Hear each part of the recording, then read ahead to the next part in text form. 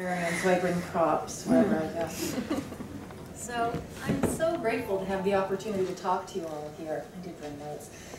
So I manage the youth centers at San Francisco Public Library. That's both the large children's center and a teen media lab that's currently under construction. Right now what we're doing is really redefining libraries, spaces within libraries, as multimedia exploration zones that redefine library services and are serving as a catalyst for innovative new digital media programs in libraries across the United States. And I don't have much time, and it's a big concept to boil down for you, so I thought I'd capture it and encapsulate it with the title that you see here. Of course, I don't know how many of you are fluent in the Dewey Decimal System, but that's okay because I'm a librarian and I am here to help you access your information, right? That's the old model of librarianship, right? That there is, we are custodians of outmoded information management systems, and we're also document delivery systems, and that's why Google is killing libraries, right? That's the lore. Except this is not what librarianship is. It's not what librarians do. And Google isn't killing us. Libraries are thriving as we continue to serve communities in new ways. And one of the most exciting ways of which is the digital teen media lab that we're developing in San Francisco. We're calling it the Mix. Let me see, will this work? I don't do presentations for a living. It worked. Yay. Yay, the Mix. So, show of hands, how many of you think of a unique combination of technology, creativity, learning, and mentorship for young adults when you think of library services for children? Right? Oh, good, some of you actually do. You might think more along the lines of this.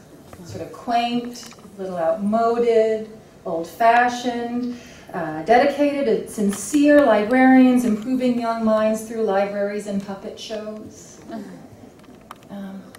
Really, the mission of children's services to youth is this. Children's services to youth. Library services to youth is this. It's understanding young people as leaders of their own experiences and giving them the tools to actively learn, explore, create, and communicate in their own way. That might not be the librarianship of your youth. So part of what I'm here to talk about is how we got in libraries from here to where we are now. By the way, all of these old pictures that I have are from the San Francisco Public Library's online photo database at sfpl.org. So how did we get from there to here? In the middle, at about the time of the first big dot-com boom, we started to hear people say, oh, it's so awful, libraries are going to die, and we love libraries, it's so sad. And we knew we weren't going to die, and it wasn't just hubris. We saw people continue to come in. The work that we were doing was changing, but the way we were serving people continued to flourish and grow. We were important in people's lives, but we did see it as an opportunity. We should really figure out what we do. That might be a funny question to people who are in a for-profit business model. Libraries never really had to think about what we did. It had something to do with books. It had a lot to do with books and the Dewey Decimal System, but we knew that wasn't it because people were still coming to us, so we had to unpack it. That's my props. So, the first thing that we did, that we do, that people think of us, right? Put my box down. We're detectives.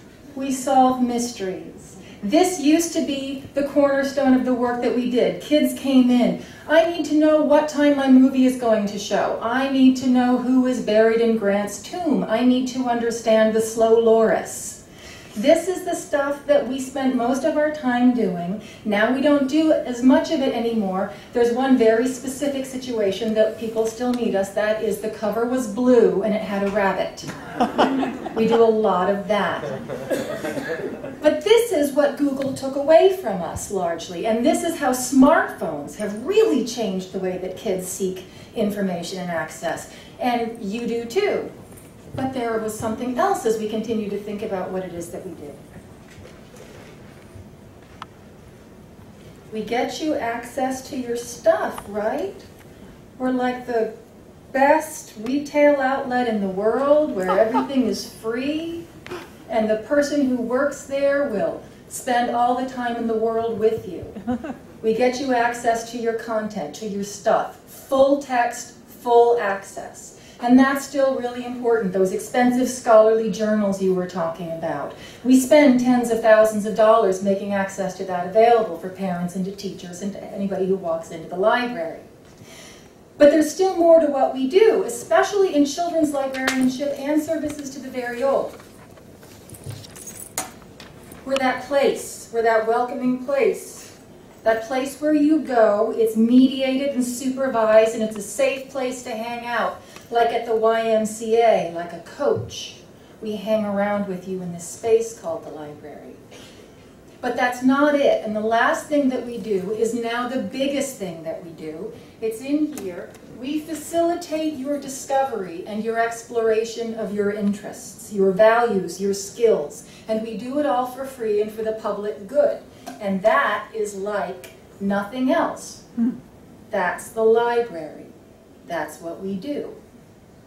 So all four of these things together make up what the public library is and what librarians do there. It's your interests. We're interest-driven only. We help young people discover and explore their interests, and these interests are increasingly digital. So libraries dive into digital environments and digital exploration, so much so that in 2011, the Institute of Museum and Library Services and the MacArthur Foundation awarded us a grant to design one of 12 21st century learning spaces, 21st century learning labs, digital learning labs. And we set out to create and plan and design a lab to empower young people to move beyond consuming content into creating it. And San Francisco took things one step further by choosing to make the entire design process team-led. Now, the one thing I really want to bring home with this, and it is interest-driven. I've heard a lot of people talking about schools, and schools are a really important partner for libraries.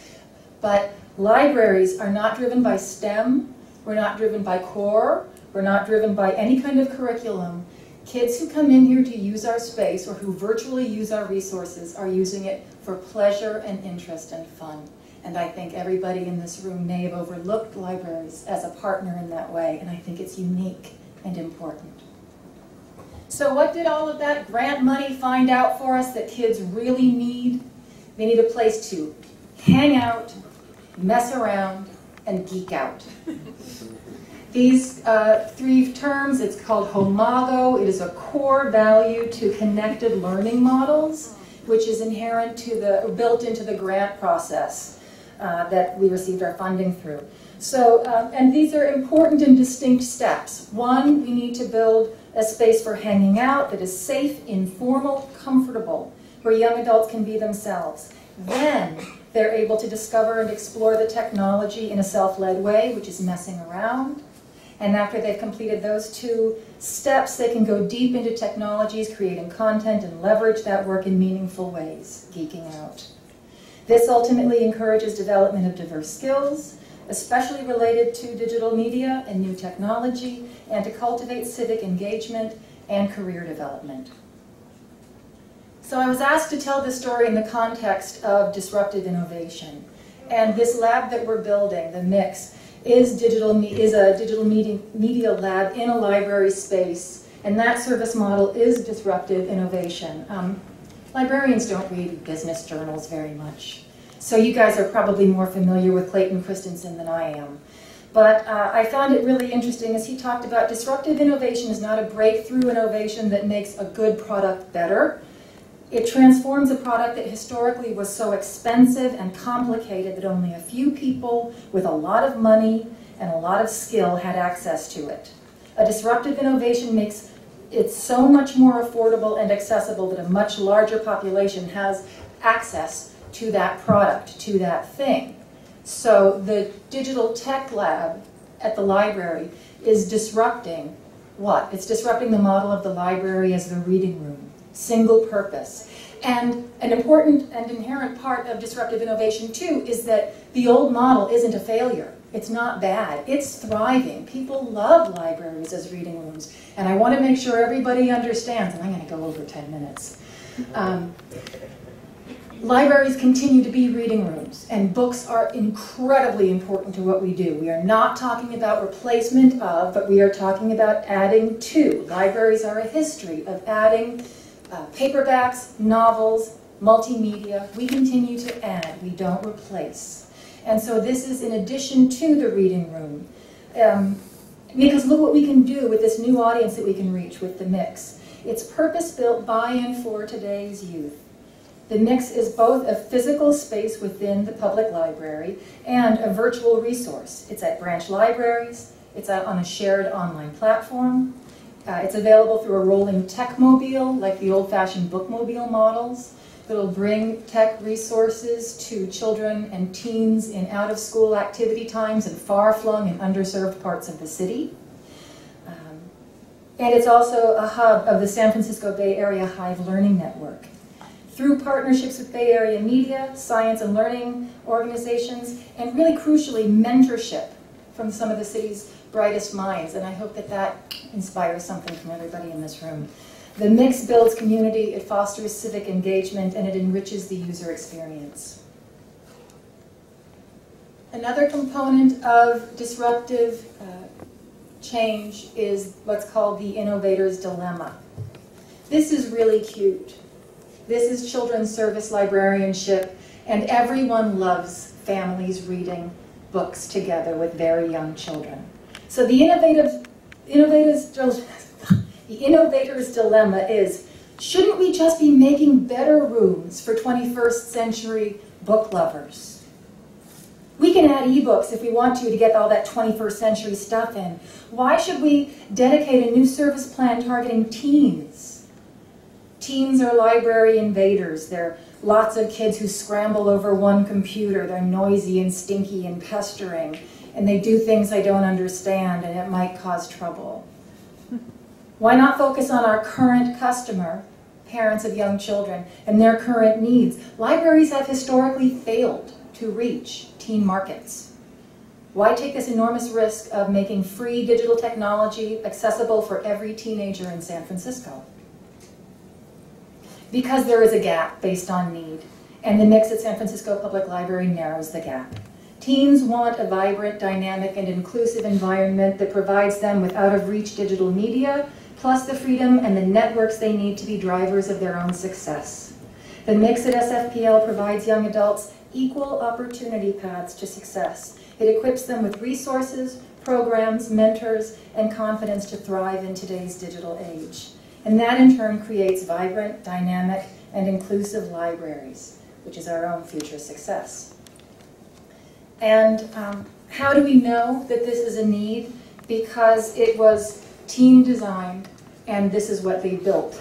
And you can't really see it, but I'll just talk to you really quickly that the middle is an audio recording studio, a video editing booth, a suite of computers to learn app building, a small maker space where they can make physical things, a performance space. The big blue-green area is the carpet garden, which they want to use for poetry readings, sharing things that they've written, performance pieces that they've written, and then a sort of a lab in the back that they can use for group education time. That's what the teams built. So really, here is what it comes down to for me, and why libraries are possibly your most important partner in developing a culture and climate of digital learning. Schools are in the academic achievement business. Boys and girls clubs and other out-of-school time spaces are in the safe place business. Libraries are in the explore your interest business. Using leading-edge visual media and storytelling tools and hardware and software for design and fabrication, young adults learn to become better producers, consumers, and evaluators of digital content. They create, perform, learn, engage, and share with their peers, their mentors, their communities, and the world beyond. Now, all of this depends on public-private partnership. That great friends with benefits relationship. As I was preparing this presentation, I kept coming back to the potential for partnership that was going to be right here in this room.